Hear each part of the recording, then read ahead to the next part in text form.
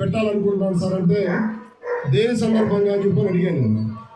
ఏమీ లేదు సార్, కొద్దిగా పార్టీ సుమారుగా 20 నెలల కాల వ్యవధిలో ఇంత తక్కువ టైంలో పార్టీ గ్రామ స్థాయిలో చాలా చక్కగా ఆర్గనైజ్డ్గా తాటికొండ నియోజకవర్గం చక్కగా వస్తూ ఉంది.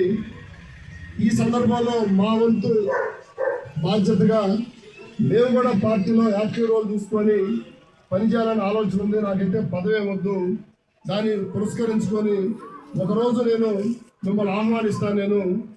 మీరు కొద్దిగా మా ఇంటి దగ్గరకు వచ్చి పార్టీకి సంబంధించినటువంటి తాటికొండ గ్రామ నాయకులందరినీ కూడా పిలుస్తాను. నేనంటే నేను మండలంలో ఉన్నటువంటి ముఖ్య నాయకులు ఇంకెవరైనా ఉన్నా కూడా అందరినీ పిలవమని చెప్పి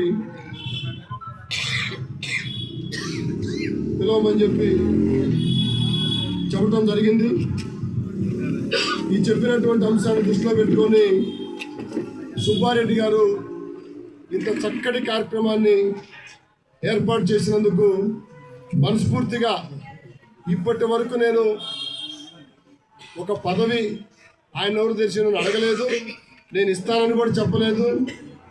పదవి గురించి ఏమైనా ఆశిస్తున్నామంటే కూడా నాకు అసలు ఏ పదవి వద్దు సార్, నేను పార్టీ కోసం పనిచేస్తానని చెప్పానంటే మరి ఏంటంటే కేవలం జగన్మోహన్ రెడ్డి గారి మీద అభిమానం, పార్టీ మీద అభిమానంతో మాత్రమే నేను మిమ్మల్ని ఆహ్వానిస్తున్నానని చెప్పినటువంటి సుబ్బారెడ్డి గారిని మనస్ఫూర్తిగా అభినందిస్తూ ఒక్కసారి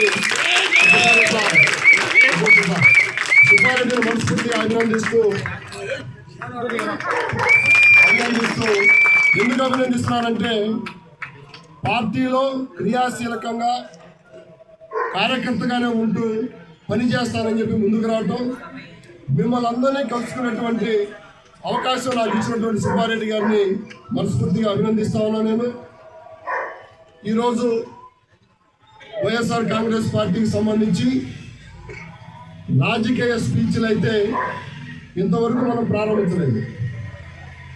రాజకీయ స్పీచ్లు అధికార పార్టీ ఏం చేస్తుంది, అధికార పార్టీ యొక్క లోపాలేంటి, వైఫల్యాలేంటి అనేటువంటి అంశాలు నేనంత క్షుణ్ణంగా గమనిస్తూ ఉన్నానో నాకంటే మీరందరూ కూడా ఇంకా క్షుణ్ణంగా గమనిస్తూ ఉన్నారు. ఆ విషయం మనందరికీ కూడా తెలుసు.